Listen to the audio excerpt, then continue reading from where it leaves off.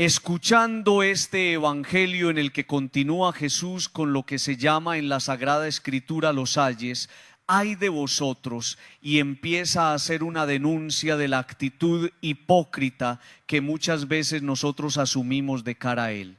Escuchando ese texto yo me pongo a pensar en esa historia sencilla de un papá que un día se va con su hijo al campo. Un papá de esos que le dedica tiempo a sus hijos, pero también le dedica tiempo para enseñarle. Y entonces cuando iban caminando por una de esas carreteras destapadas, el papá le dice al hijo: mi hijo, hagámonos a un lado porque viene una carreta. Papá, pero yo no escucho nada. Y le dice el papá: sí, mi hijo, hagámonos a un ladito que viene una carreta y está vacía. Y el niño le dice: pero papá, si ni siquiera la vemos, ¿usted cómo sabe que está vacía? Y el papá le dijo: porque cuando uno está vacío hace mucha bulla. Y ese es el evangelio de hoy. Cuando uno está vacío hace mucha ju. Y por eso el Señor en el evangelio aparece diciendo: ay de ustedes, escribas y fariseos hipócritas, que se parecen a los sepulcros blanqueados. Por fuera tienen buena apariencia, pero por dentro están llenos de huesos, de muertos y de podredumbre. Y entonces esas palabras de Jesús nos golpean muy duro, porque nos interpelan a cada uno de nosotros cuando, amigos, el evangelio es para incomodarnos, y cuando esa palabra nos lleva a reconocer que a ustedes y a mí nos encanta estar muy bien por fuera. Amigos, cómo nos gusta vernos bien, cómo nos gusta vernos algo y sentirnos cómodos. Cómo nos gusta mirarnos al espejo y ver ahí alguna cosita agradable. Pero cómo nos cuesta aceptar que en nuestro interior, porque nadie lo ve y eso va quedando allá guardadito, cómo nos cuesta aceptar que en nuestro interior hay tanta miseria, hay tanto odio, hay tantas rabias contenidas, hay tanto pecado. Y por eso la denuncia del Señor es esa. Nosotros hacemos tanta bulla porque a veces la bulla que hacemos estridente es el grito interior de nuestro yo pidiéndonos un poco de atención. Es que hemos cuidado muy bien la parte de afuera y vamos al gimnasio y trotamos y tratamos de perfumar nuestra maldad, pero el interior está ahí estancado. Entonces, alguno de ustedes me podría decir: padre, y uno, ¿cómo puede empezar a trabajarle a eso? Y a mí me encanta la primera lectura de San Pablo a los tesalonicenses. Hemos predicado un evangelio que no ha sido recibido como palabra de hombre, sino como palabra de Dios. Entonces, si yo recibo la palabra como palabra de hombre, yo me voy a quedar en la superficialidad. Pero si yo soy capaz de aceptar la palabra como palabra de Dios, esa palabra de Dios entra en mi interior y empieza a hacer milagros y empieza a transformar mi vida, y esa palabra me empieza sencillamente a proponer y a retar para llevar una vida al nivel de Dios. Por eso la importancia, queridos amigos, de permitirle a esa palabra que llegue a nuestra vida, que nos sacuda, que nos zarandee, porque es esa palabra no de hombre, sino la palabra de Dios, la que verdaderamente va poniendo al descubierto nuestras mentiras. Cuando Jesús le dice a esta generación: escribas y fariseos hipócritas que parecen sepulcros blanqueados, yo me pongo a pensar también en mi vida. ¿Qué me está queriendo decir Jesús cuando tantas veces yo me voy volviendo en un coleccionista de odios, de resentimientos, de memorias tristes? Y cuando en mi interior sencillamente lo que hay es un cúmulo carraspeo de venganzas, un cúmulo de rabias, un cúmulo de memorias tristes, un cúmulo de situaciones que me van generando tristeza e incomodidad. Entonces va llegando la hora de dar un salto, Padre, cual salto que pases de afuera adentro. Y ese es el grito del mundo de hoy.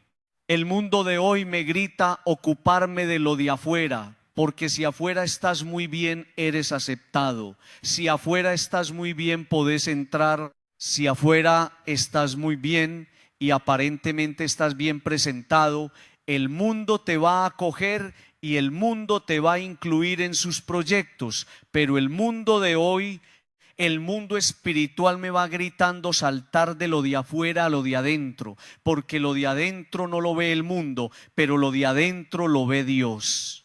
Y por eso hoy nos tendríamos que ir de esta Eucaristía preguntándonos: ¿yo cómo estoy adentro? Si a mí me abrieran el alma y hubiera un detector de interiores y me pudieran detectar el interior, ¿qué encontrarían en mí?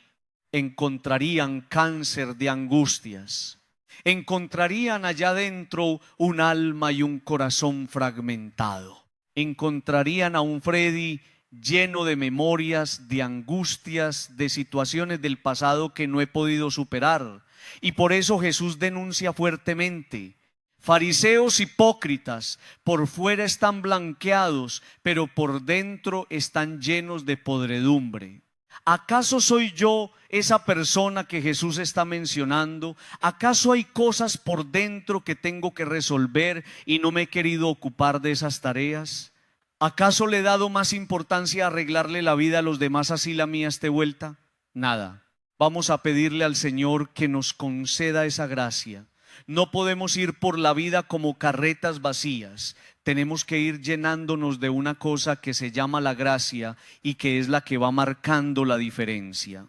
Amigos, no es malo lo que entra, sino lo que sale del corazón.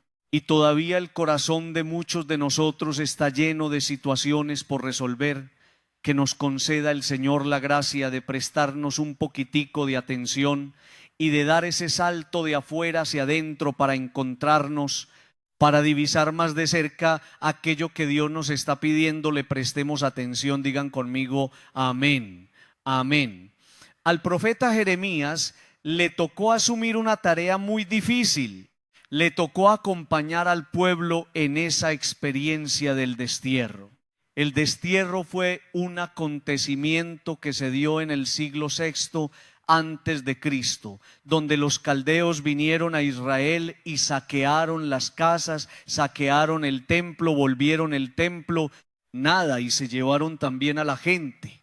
Podría uno decir que es la experiencia más difícil que vivió el pueblo de Israel, el momento más oscuro. Y al profeta Jeremías le va a tocar anunciarle al pueblo una situación muy difícil. Les va a hacer ver que eso que seguramente están viviendo, haber perdido sus casas, sus tierras, el templo y haber salido de las tierras que tanto amaban, seguramente es consecuencia de sus pecados y de sus malas decisiones. Entonces, en ese anuncio también de dolor, el profeta Jeremías tiene una tarea y una gran responsabilidad: de devolverle al pueblo la esperanza. Y entonces las palabras del profeta, no solamente de Isaías que hemos venido escuchando, sino ahora de Jeremías, son decirle a la gente que nadie está perdido en las manos de Dios. Y por eso esa frase yo la repito con frecuencia: nadie está perdido en las manos del Señor. El pueblo está triste, el pueblo está angustiado. Hemos ofendido al Señor. Lo que estamos viviendo es consecuencia de nuestras malas acciones. Pero aparece ahí el profeta. Por eso esta semana les decía una cosa: usted tiene que ser profeta, pero no profeta de desventuras, no profeta de tragedias ni de tristezas.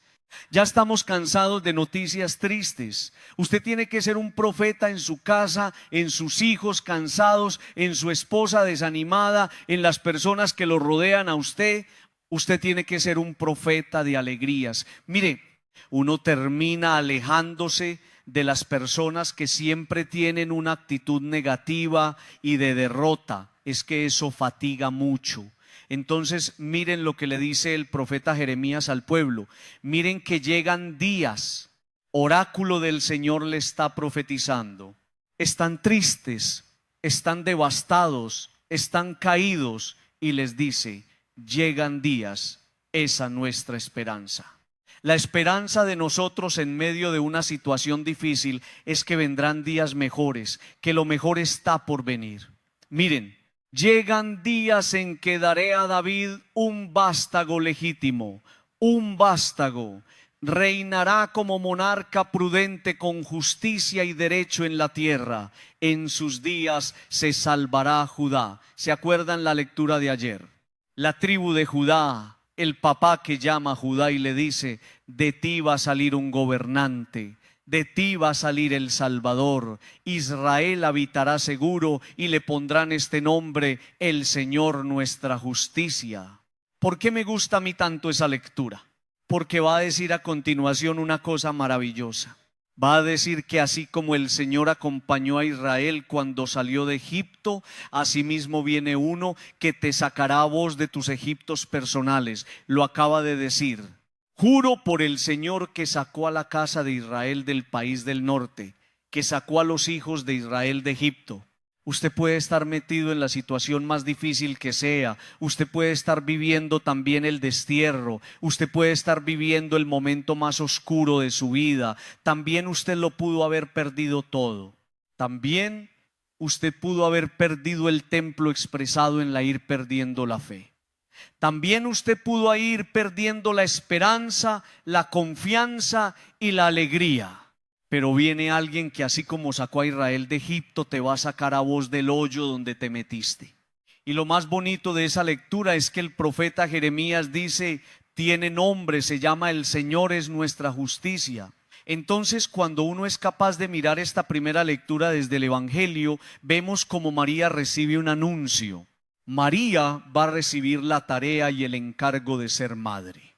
Y entonces dice la palabra de Dios de una manera muy preciosa que el ángel se le acerca a José, hijo de David, y le dice: no temas en acoger a María, tu mujer, porque la criatura que hay en ella viene del Espíritu Santo. Escuchen: dará a luz un hijo, profecía, y tú le pondrás por nombre Jesús. ¿Qué significa Jesús? Dios salva o el Salvador. Es la profecía de Jeremías. Usted puede estar viviendo el destierro, pero viene uno que te salvará. Usted puede estar viviendo el momento más triste de su vida, pero viene uno que te salvará. Usted puede estar perdiendo su familia, pero viene uno que te salvará. Usted puede estar pasando por una crisis afectiva, pero viene uno que te salvará. Y más adelante va a decir una cosa muy linda: la Virgen concebirá y dará a luz un hijo y le pondrán por nombre Emmanuel. ¿Qué significa Dios con nosotros? Es que Dios no está lejos. Dios se acerca a nosotros en Jesús. Miren, amigos, es que al Señor solamente le falta plastilina para hacernos entender esto. Estás pasando un mal momento, estás viviendo un momento muy difícil. Agárrate del vástago, del retoño, del que viene, del que salva, del que está con nosotros. Se llama Jesús. Esa es la palabra de Dios. Ese es el mensaje del Adviento. Ese es el grito de esperanza. No se suelte de la mano de Dios, porque Él es el cumplimiento de la promesa.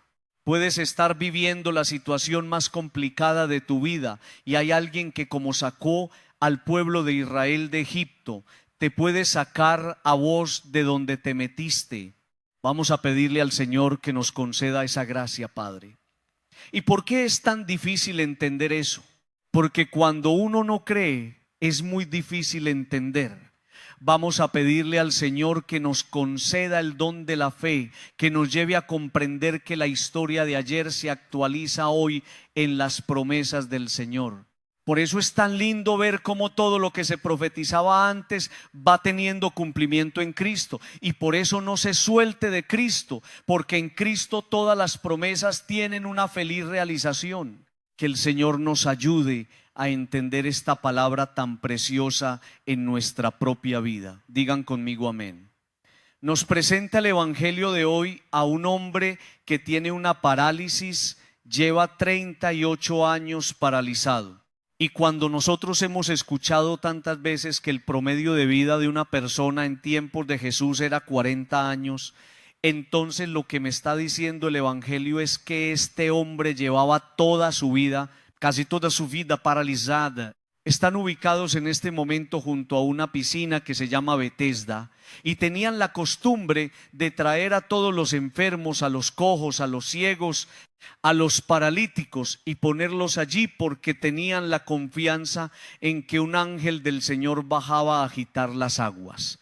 Y cuando el ángel del Señor agitaba las aguas, las personas que estaban en la piscina quedaban curadas. Se encuentra entonces Jesús con este hombre, y al verlo echado, esa palabra echado es una palabra que lo pone a uno a pensar mucho. Es un hombre que está ahí como sin ganas de nada, está ahí como Dios me lleve y Dios me traiga, está ahí como a ver qué sucede, como sin motivaciones. Jesús, al verlo ahí echado y viendo que llevaba mucho tiempo, le dice: pilas a esta pregunta, ¿quieres quedar sano? Es que es una pregunta muy rara. O sea, ¿por qué Jesús a este hombre que lleva toda su vida enfermo junto a una piscina le pregunta: ¿quieres quedar curado? Y esa pregunta tiene un significado maravilloso, porque pareciera que no quisiera curarse, pareciera que no se hubiera querido curar. 38 años y no ha buscado cómo curarse. 38 años al borde de la piscina siendo testigo de otras sanaciones y no ha experimentado su propia sanación. Y entonces pareciera que la pregunta del Señor es: ¿usted sí quiere quedar curado? Amigos, uno conoce gente que no se quiere curar. Yo conozco personas, sobre todo en el plano del resentimiento, que no se quieren curar y son felices afirmando: es que como si se sintieran felices de odiar a alguien, es que yo a esa persona no le voy a perdonar, es que esa persona me tiene que pagar lo que me hizo, es que no voy a descansar hasta hacerle probar un poquitico de lo que me hizo probar a mí. No se quieren curar. Y entonces la pregunta del Señor adquiere significado con eso: ¿vos sí querés quedar curado? Y mire la respuesta de este hombre: Señor, no tengo a nadie que me meta en la piscina cuando se remueve el agua. Para cuando llego yo, otro se me ha adelantado. Entonces, mire dónde está el problema del por qué este hombre no se ha sanado. Yo creo que esa respuesta de este hombre a Jesús le tuvo que haber causado mucha incomodidad. Quiere quedar curado. Sí, Señor, pero es que esa piscina, cuando yo voy corriendo para allá, ya otros se me metieron allá y yo no alcanzo a llegar. Cuando yo llego a la piscina no tengo a nadie que me meta en la piscina cuando se remueve el agua. Es que no tienes que esperar a que el agua se mueva. El que se tiene que mover es usted. Pilas con lo que le estoy diciendo. Y muchas personas están esperando un milagro hacia afuera, desde afuera. Y ese es el problema de este hombre, que no ha entendido que el milagro no va a suceder afuera. El milagro va a suceder adentro. Está esperando que algo afuera se mueva. Y el Señor le enseña: el que se tiene que mover es usted, papá. 38 años ahí sin hacer nada. Mire lo que le dice el Señor en ese momento: levántate, toma tu camilla y echa a andar. Y al momento el hombre quedó sano, tomó su camilla y echó a andar. Pregunta: ¿la sanación estaba en la piscina? No. La sanación estaba en el encuentro con una persona que se llama Jesús. Amigos, esa es la respuesta por la cual la respuesta a la gente que vive diciendo: es que a mí el Señor no me escucha. Llevo toda la vida pidiéndole un milagro. Este señor también llevaba toda la vida, pero este señor estaba buscando el milagro afuera y estaba esperando que afuera le hicieran todo. Y el Señor le dice: un momentico. Es que es usted el que tiene que propiciar el milagro. ¿Cómo? Encontrándose conmigo. Y hay personas que no se quieren encontrar con Jesús. Hay personas que quieren un milagro a distancia y a control remoto. Y las cosas en Dios no funcionan de esa manera. Miren, amigos, hay personas que esperan un milagro desde lo tangible, el agua. Y Jesús lo cura sin nada, ni siquiera lo toca, solamente con su palabra.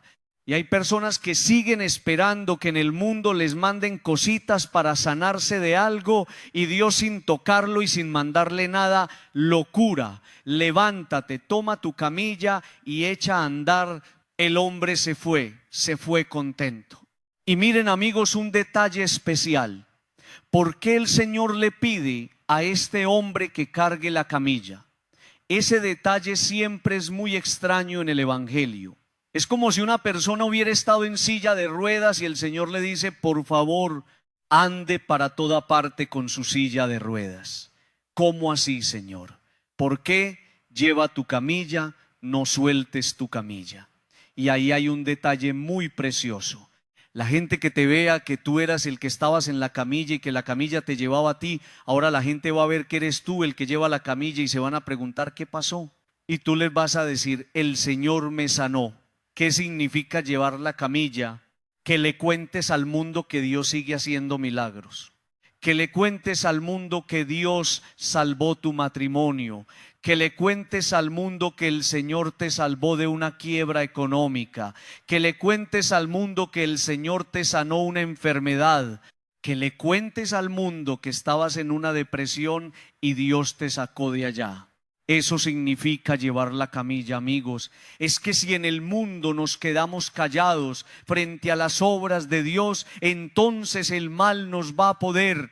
¿Y qué es lo que pasa en este país con este panorama político y con toda esta polarización que nosotros estamos callados?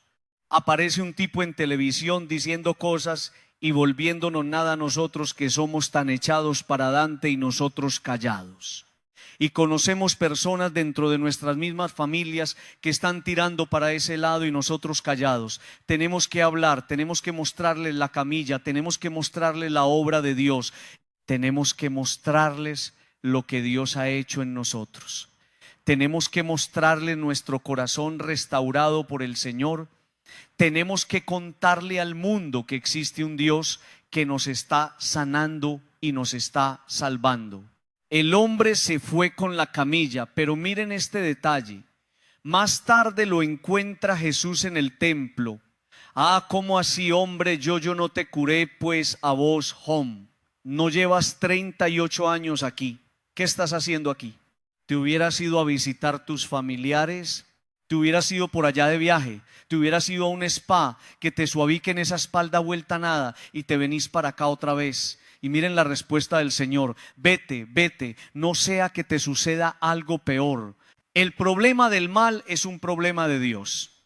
No, el problema del mal es un problema del hombre que, sabiendo y conociendo el mal, persiste en el mal. Porque el Señor nos está diciendo: vete y no te quedes ahí, no te quedes en tu parálisis, no te quedes en tu inoperancia, no te quedes en tu pecado, vete. No sea que te suceda algo peor. Hay personas que ocasionamos cosas peores por no haber entendido las señales de Dios. Dios nos habla, Dios nos sugiere, Dios no se queda callado. Y lo único que quiere el Señor es que no volvamos a las parálisis y al pecado.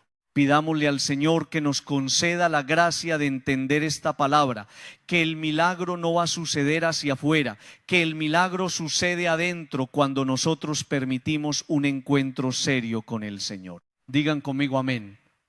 Uno tiene que creerle más a Dios.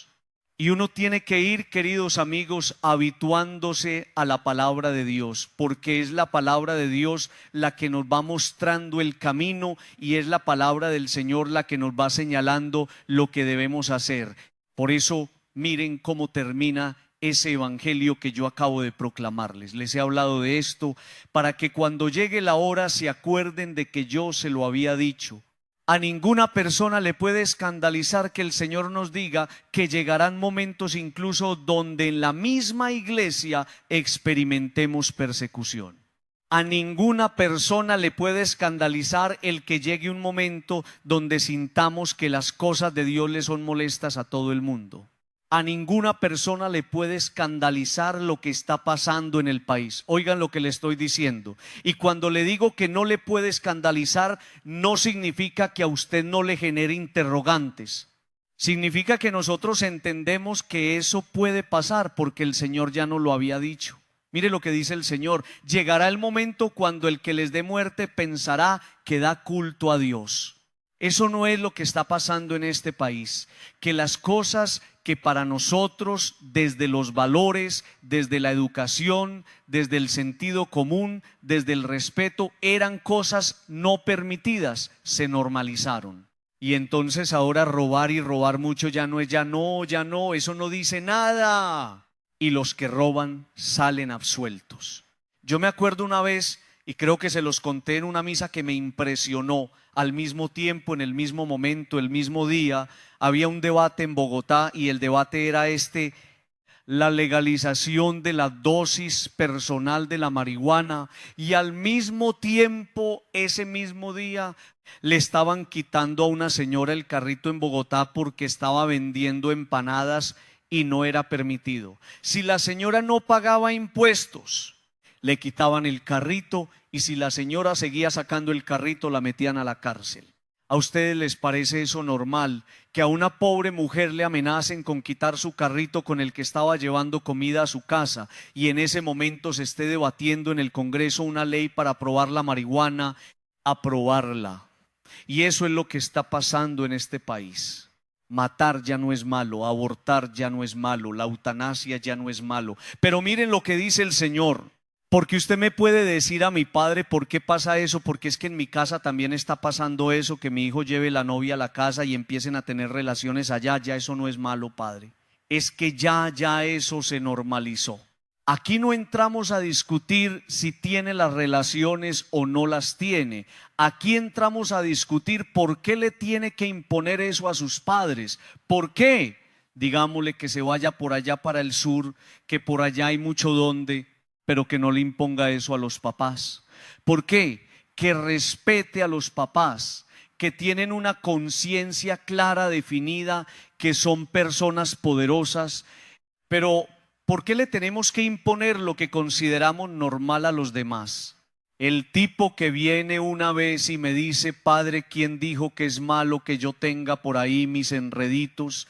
Yo tengo mi esposa, padre, y no le falto con el mercado. Pero es que la Biblia dice: padre, amados los unos a los otros, y por ahí yo tengo mis cositas. Amigos, eso lo dice la palabra. Llegará el momento en el que la muerte pensará que está haciendo el bien. Y entonces usted me pregunta: padre, ¿por qué pasa eso? ¿Por qué pasa eso? Usted y yo no entendemos que haya alguien que haga el mal. Usted y yo no entendemos que haya alguien que secuestre. Usted y yo no entendemos que haya alguien que sea capaz de robar sin escrúpulos y que salga bien librado, y no hay que ir muy lejos. Mire nuestra ciudad sin mencionar nombres, y usted me dice: padre, ¿por qué pasa eso? Y mire lo que dice el Señor: esto lo harán porque no han conocido ni al Padre ni a mí. Ahí está la respuesta. ¿Quiénes son los que están obrando el mal? ¿Quiénes son los que maquinan el mal? ¿Quiénes son los que le pasan la maldad que han hecho? Como cuando le pasan a uno una película por delante y no quieren reconocer y no quieren aceptar. ¿Quiénes son los que no conocen a Dios? Porque cuando uno conoce a Dios, empieza a cultivar una cosa maravillosa que se llama el temor de Dios. ¿Y saben ustedes qué es el temor de Dios? No es el miedo a Dios, es el respeto a ofender a Dios. Y entonces el que tiene temor de Dios se preocupa por obrar bien, se preocupa por hacer las cosas bien, se preocupa por no dañar a nadie, se preocupa por cultivar los valores, se preocupa por poner en práctica lo que sus padres y sus abuelos le sembraron en el corazón. Hay gente muy buena, hay gente muy especial, y su carta de presentación es el temor de Dios, y por eso hacen el bien, no dañan a nadie, no hablan mal de nadie, cultivan la verdad y no permiten que a su vida lleguen los torcidos, las cosas torcidas, que son las que hablan de la ausencia de Dios en la vida y en el corazón de una persona. ¿Por qué la maldad, Padre? ¿Por qué esa persona es capaz de hacer el mal y no se da cuenta? Porque no conoce a Dios. Cuando se conoce a Dios y uno empieza una experiencia maravillosa de vuelta a Dios que se traduce en la conversión. Quiero terminar con una cosa muy linda que aparece en la primera lectura. Está Pablo y sus amigos anunciando el evangelio. Llegaron a España y están allá evangelizando. Y cuando llegan a Samotracia, como nos dice la palabra, la Macedonia, colonia romana, especialmente esa ciudad, Filipos, se van a encontrar con una mujer llamada Lidia. Y miren esto: Lidia era vendedora de púrpura que adoraba al verdadero Dios. Y escuche, estaba escuchando. Estaba escuchando, Padre, ¿y qué escuchaba? Escuchaba la palabra de Dios. Padre, ¿y qué escuchaba?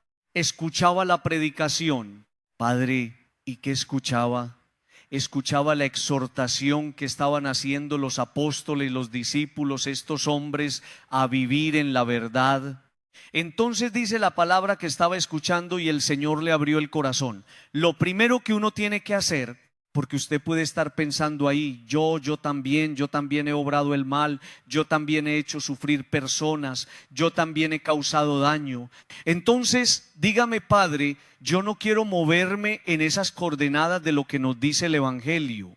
Llegará el momento en el que los que asesinen pensarán que están haciendo las cosas bien hechas. Dígame, Padre, ¿qué tengo que hacer? Escuche la palabra. Hay que escuchar a Dios. Si no escuchamos, nosotros no entenderemos que esa es la pista principal para que el Señor nos abra el corazón y llegue a nuestra vida la conversión. Lidia está escuchando y cuando escucha la palabra, el Señor le abre el corazón y ella acepta a Dios. Tanto que se hace bautizar ella y su familia y le dice a todos esos muchachos, venga, vámonos para la casa. Venga, yo los atiendo. Gracias por traerme a Jesús. Gracias por anunciarme el Evangelio. Gracias por anunciarme la buena noticia. Y gracias sobre todo por enseñarme que un cristiano, un hijo de Dios, no daña a nadie, hace las cosas bien. Vamos a pedirle al Señor que nos conceda esa gracia. La gracia, queridos amigos, de hacer las cosas bien. Llegará un momento donde experimentaremos tristeza, calumnias, persecuciones, críticas. Y dice el Señor, les había dicho que eso iba a venir. Manténganse firmes en mi palabra, porque solamente en mi palabra ustedes serán capaces de permitir que yo les regale la firmeza del corazón. Digan conmigo, amén. Bueno, quiero saludarlos con mucho cariño, agradecerles el que hoy 8 de diciembre no se hubieran ido para la finca, sino que se hubieran quedado acá celebrando a la Inmaculada, celebrando la fe, celebrando la vida, agradeciéndole a Dios que es tan bueno con nosotros, tantas bondades y tanta misericordia. Y si no estamos en otro lugar, sino que estamos aquí, es que Dios nos necesitaba aquí. Y seguramente Dios, que conoce nuestra vida más que nadie, nos quiere poner un mensaje en el corazón. Vamos a estar atentos a ese mensaje entonces, que seguramente Dios en este día tan maravilloso nos quiere comunicar. Cuando uno viene al templo, uno viene buscando una luz. Y muchos de ustedes, cuando han ido a un templo cualquiera porque saben que ahí se hace presente Jesús, ustedes en ese lugar se han llenado de alegría y han logrado encontrarle incluso a un problema una solución. Yo quiero que los que vengan a esta parroquia, a esta de Carraspeo, una manera especial, cuando lleguen a este lugar en un momento de crisis, en un momento de tristeza, en un momento de angustia, en un momento de desasosiego, cuando usted sienta que la vida les pesa y que no pueden más, yo los quiero invitar cuando vengan a este lugar a que miren para el techo y miren ese mensaje tan especial que nos está proponiendo el Señor. Yo les voy a proponer 3 ideas y una historia. Primera idea, cuando ustedes vengan a este lugar, piensen en el Evangelio que acabamos de escuchar, que está narrado ahí. El ángel que visita a la Virgen, el ángel del Señor anunció a María, es lo que está escrito ahí en latín. Y ella concibió por obra y gracia del Espíritu Santo. Ella le dice, he aquí la esclava del Señor, hágase en mí según tu palabra. Y el Verbo de Dios se hizo carne y habitó entre nosotros. Padre, todo eso dice ahí. Sí, ahí dice todo eso. ¿Y usted por qué dice que cuando vengamos acá miremos para el techo y nos llenemos de alegría y de esperanza? Porque en ese evangelio aparecen 3 cosas que a usted y a mí nos tiene que levantar. Y a usted nunca se le va a olvidar esas 3 cosas. La primera, cuando llega el ángel delante de la Virgen, la saluda y lo primero que le dice es: alégrate. ¿A usted no le parece, amigo, que Dios es muy especial? Decirle a usted que tiene ese corazón un poquito aporreado, que vale la pena en medio del dolor que te alegres, y entonces usted me puede decir: Padre, pero deme una razón para yo estar alegre. Y la razón no se la va a dar el Padre Freddy, la razón se la da el Evangelio. Alégrate porque Dios está contigo. ¿A usted le parece poquita cosa eso? Que Dios por medio del ángel en mi problema y en mi angustia me diga: yo estoy contigo, no te desesperes, cálmate un poquito que yo no te voy a dejar solo o sola. Entonces usted viene a este lugar con el dolor en el alma, mira para el techo y dice: ah, gracias Señor Hom, gracias. Usted se acuerda inmediatamente que tengo que estar alegre porque Dios está conmigo. Y si está conmigo, el problema grande se hace pequeño. Y si está conmigo, la dificultad se hace llevadera. Y si está conmigo, la situación no entra a depender de mí, sino de quién, de Dios. Entonces, es muy lindo eso. Segundo, le va a decir: no tengas miedo. Aquí viene la gente llena de miedos. Miedo a un emprendimiento, miedo a un viaje, miedo a un proyecto familiar, miedo a que se le acabe el matrimonio, miedo a que un hijo caiga en las drogas, miedo a que lo secuestren. La gente vive llena de miedos. Y entonces yo voy a la iglesia Santa María de los Ángeles, miro para el techo y me lleno de alegría y me lleno de fuerza. Yo no puedo tener miedo. Y mire lo que dice a continuación: no tengas miedo porque el Señor ha hallado gracia. Porque has hallado gracia delante del Señor. A mí me gusta mucho esa palabra gracia, porque le está diciendo el ángel: ¿sabes qué, María? Vos le caes bien al Señor. Eso es lo que le está diciendo. Usted es agraciada. Usted le cayó en gracia a Dios. ¿Y por qué le cae en gracia a una persona al Señor? Por su manera de vivir, por su manera de comportarse, pero sobre todo porque vive en temor de Dios, porque reconoce que ahí está Dios y que a Dios se le da el primer lugar, y que uno no se mueve sin Dios, uno no construye sin Dios, y todo lo que se hace es en Dios, para Dios y con Dios. Alégrate y no tengas miedo. No puedes tener miedo porque has hecho las cosas bien. Y si las has hecho bien, entonces siente la alegría en la conciencia de haber obrado como Dios te está pidiendo. Dice después: estoy en la primera idea, apenas para que no se me desanimen. Vengo al templo con el corazón partido, angustiado, y Dios me dice: alégrate, no tengas miedo. Y mire lo que lanza después: para Dios nada hay imposible.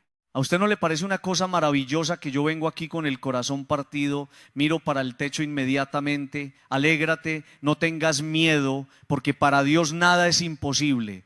Entonces el problema que yo traigo aquí inmediatamente se convierte en un motivo de esperanza, porque me está diciendo: para mí está hablando Dios, no hay nada imposible. Entonces entrégamelo, ponelo en mis manos, descárgalo en mí, déjame, yo te ayudo a cargar. Yo estoy seguro que todos los que vengan a este templo de ahora en adelante nunca van a olvidar eso. ¿Cuál es la primera palabra? Alégrate. ¿Cuál es la segunda? No tengas miedo. ¿Y cuál es la tercera? ¿A usted le parece muy lindo eso? Eso sí, les voy a pedir el favor, que cuando vengan acá yo no los puedo ver todo el rato mirando para el techo. Van a mirar es acá al altar, ¿cierto? Segunda idea. Vámonos para el libro del Génesis. Adán y Eva pecaron, y cuando pecan se esconden. Entonces Dios llama al hombre y le pregunta: ¿dónde estás? Acaban de cometer el pecado y la pregunta de Dios es: ¿dónde estás?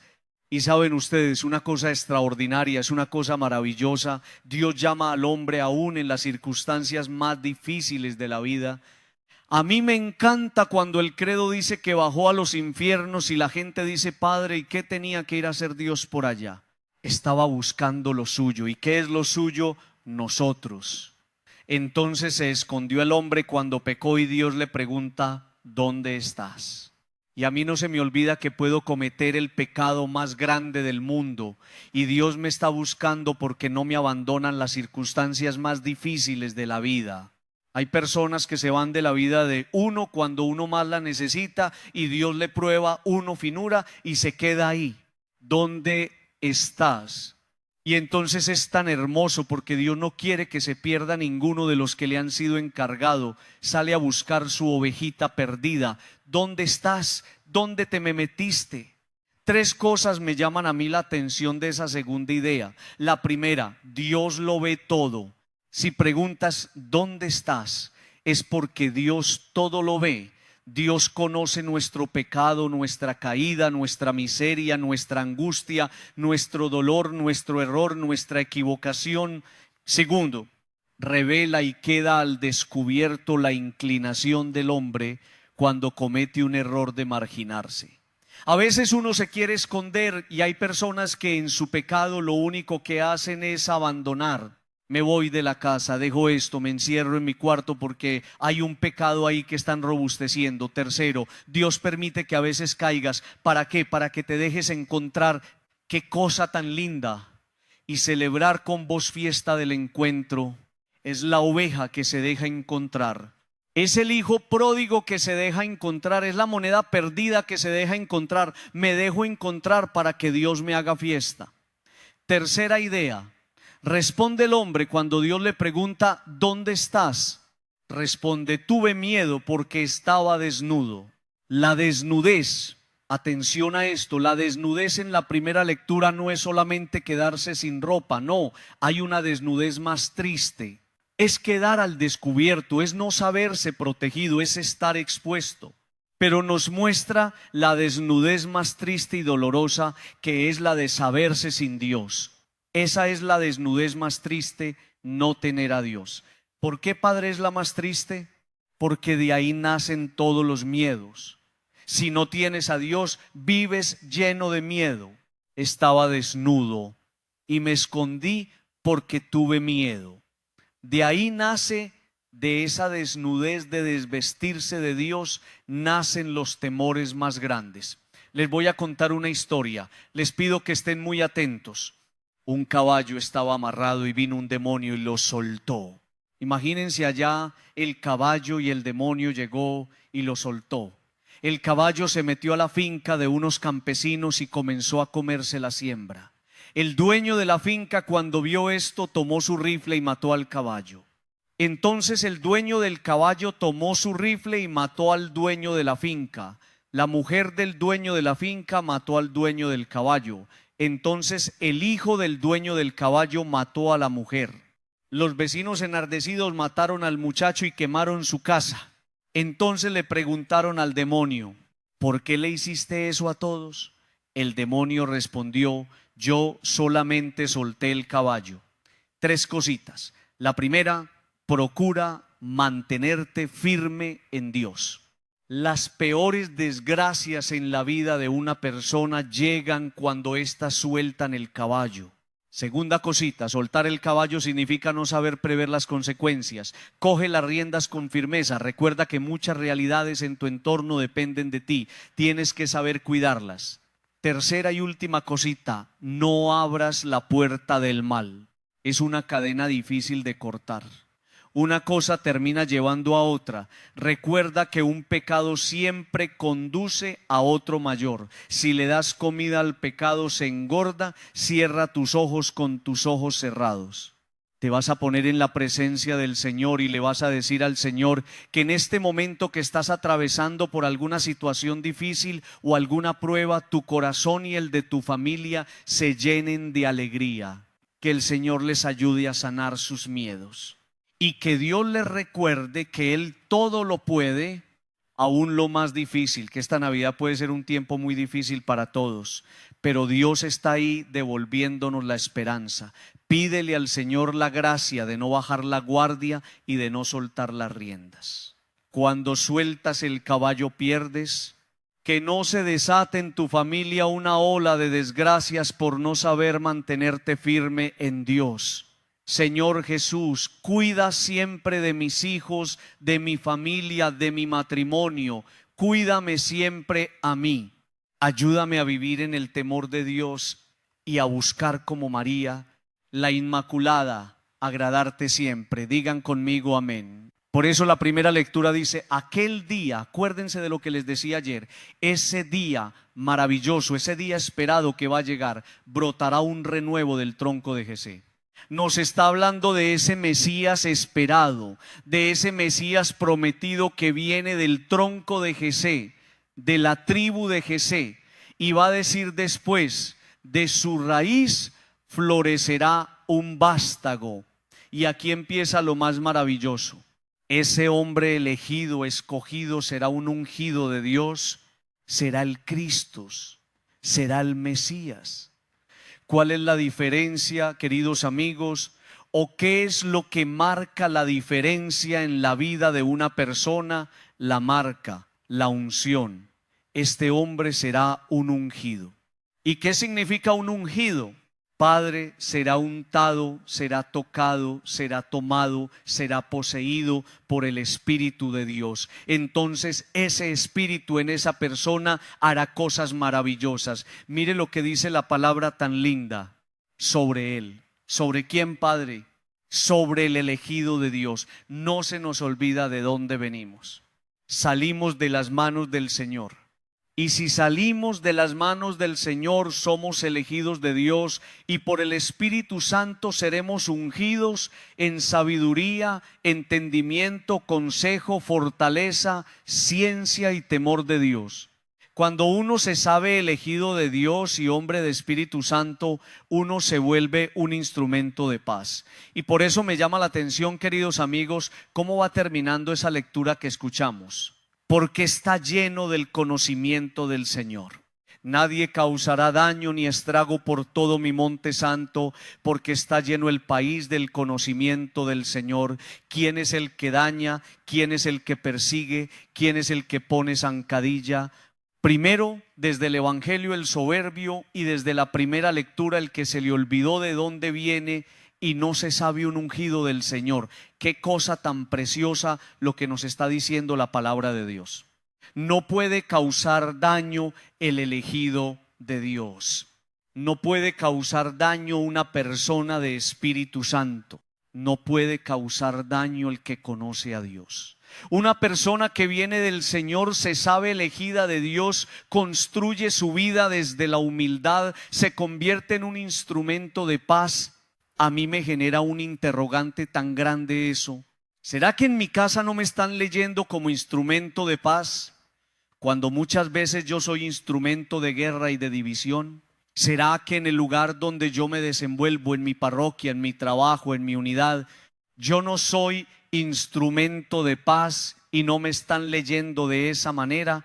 Porque cuando uno es un elegido de Dios, escogido de Dios, uno es capaz de entender esto y hacer parte de esto. Mire lo que dice la palabra.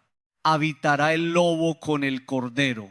Póngale un corderito a un lobo para que usted vea lo que pasa. Pero desde el Evangelio no va a pasar eso que usted se está imaginando, porque el Señor viene a cambiar esos paradigmas y nos viene a decir que un ungido de Dios por el Espíritu es instrumento de paz en la vida del otro.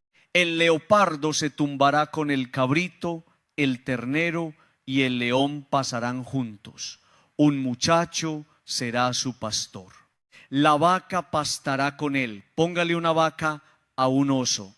Y dice más adelante, el león como el bueyí comerán paja, y el niño de peso de pecho retosa junto al escondrijo de la serpiente, y el recién destetado extiende la mano hacia la madriguera del áspid. Las cosas irreconciliables humanamente se vuelven conciliables en Dios. ¿Usted qué nos quiere decir, Padre? Que si usted está viviendo una experiencia de guerra con alguien, que si usted está viviendo una experiencia de división en algún lugar, que si usted piensa que hay algo que no tiene arreglo, el Señor le está diciendo cómo hacer conciliables esas cosas.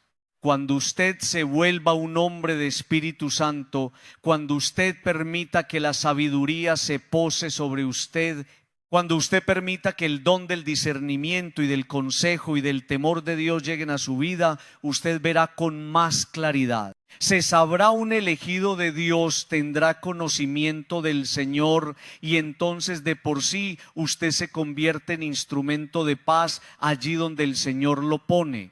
Eso es el Adviento, una cosa bellísima donde el Señor nos está diciendo que aquel día, el día esperado y soñado, vendrá la paz tan anhelada por todos nosotros. Que nos ayude el Señor y nos conceda la gracia de la humildad. Esos dones le resbalan y pasan de largo por la vida del soberbio.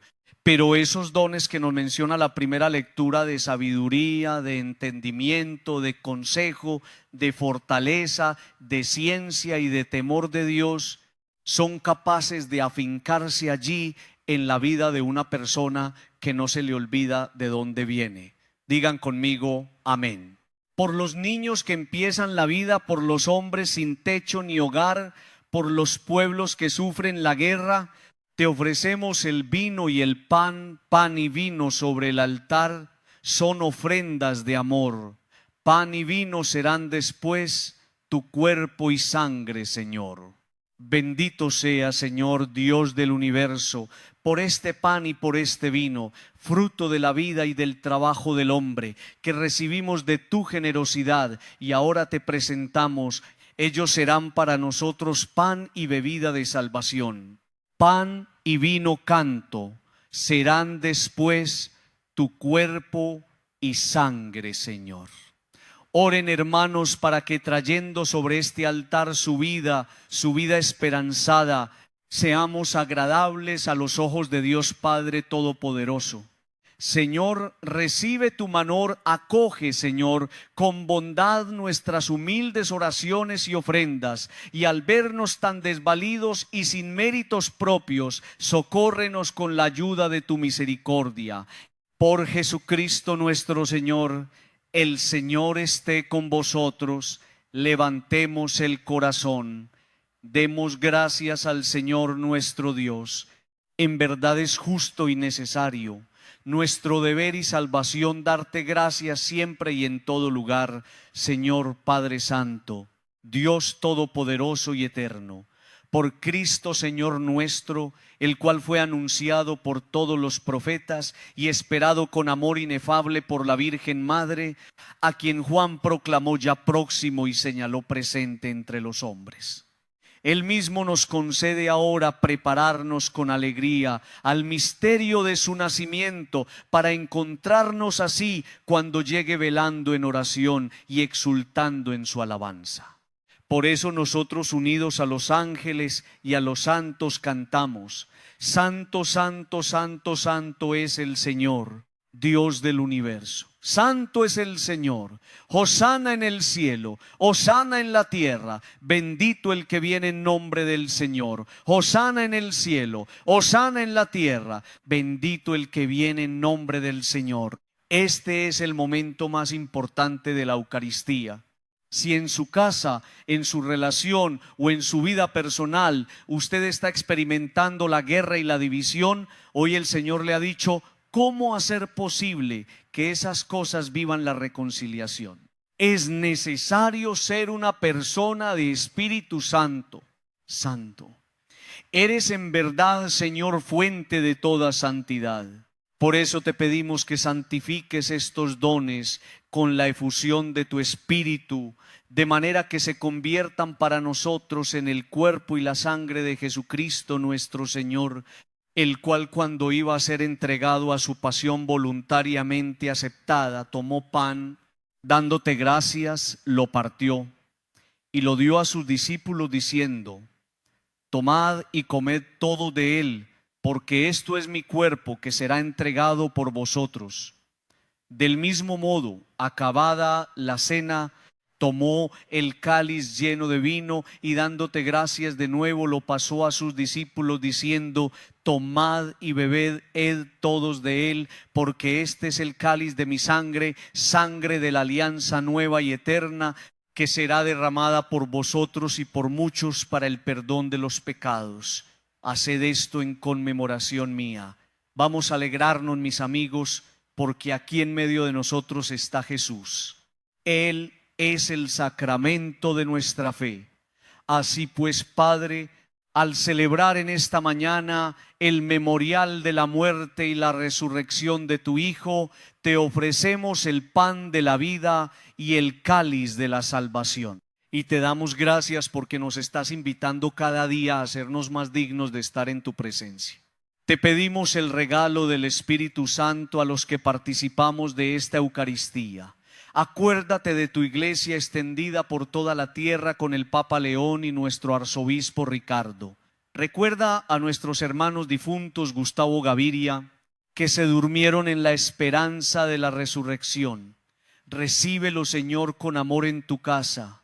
Ten misericordia de nosotros, de ustedes, de sus hijos y de sus familias, especialmente de esos hogares donde hay tantas peleas y divisiones.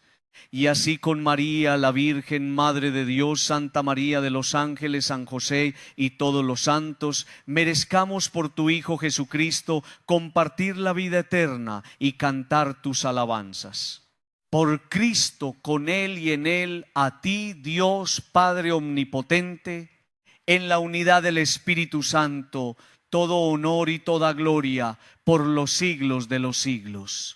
Fieles a la recomendación del Salvador y siguiendo sus divinas enseñanzas, nos atrevemos todos a decir: Padre nuestro que estás en el cielo, santificado sea tu nombre, venga a nosotros tu reino, hágase tu voluntad en la tierra como en el cielo. Danos hoy nuestro pan de cada día, perdona nuestras ofensas, como también nosotros perdonamos a los que nos ofenden. No nos dejes caer en la tentación y líbranos